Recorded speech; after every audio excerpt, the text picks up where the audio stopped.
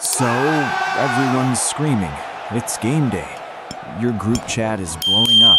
The whole office is in a panic because some guy dropped a ball or scored a point.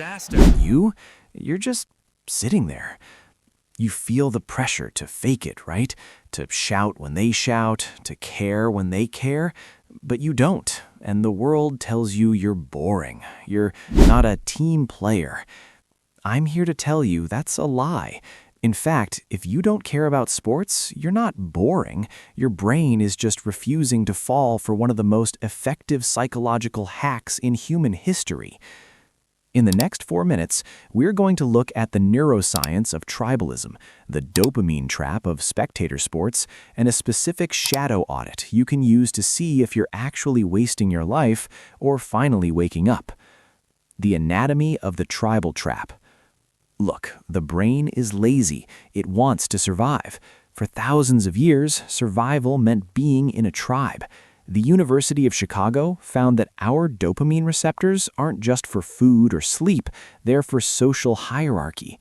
When a fan watches their team, their brain is releasing oxytocin, the bonding hormone. They aren't just watching a game, their brain is tricking them into thinking they are hunting with their clan.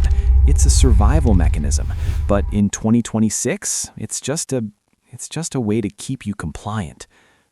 The dopamine gambling loop. Here is why this is dangerous.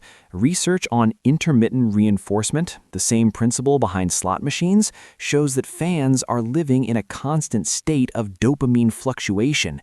Every play is a gamble. Will they win? Will they lose? Studies using fMRI scans confirm that the reward centers in a fan's brain during a close game look exactly like someone betting their savings at a casino. You don't have that addiction, and you think something is wrong with you. It's the other way around. You're the one with a regulated nervous system. The auditor's lens, the shadow work. The auditor has been watching your data. He doesn't care about your boredom. He cares about your empathy allocation. You see, a 2021 study showed that people who don't care about sports score significantly higher in openness to experience. You aren't unempathetic, you're just choosing where to spend your emotional capital. Identify the distraction. Next time you feel out of place, ask, am I feeling bored or am I feeling the guilt of not conforming? Audit the persona. You are wearing a boring mask to protect yourself from the social friction of not caring. Drop it. Direct the energy. If you have 3 hours of fan energy, that's 3 hours of creative energy. Where is it leaking? You're not missing out on a fundamental human experience. You're just opting out of a manufactured one.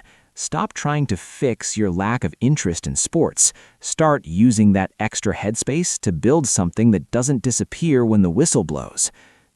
If you're tired of the mainstream psychological fluff and you want to actually audit your own life, you're in the right place. Subscribe to the Behavioral Blueprint. We're just getting started. Let's get to work.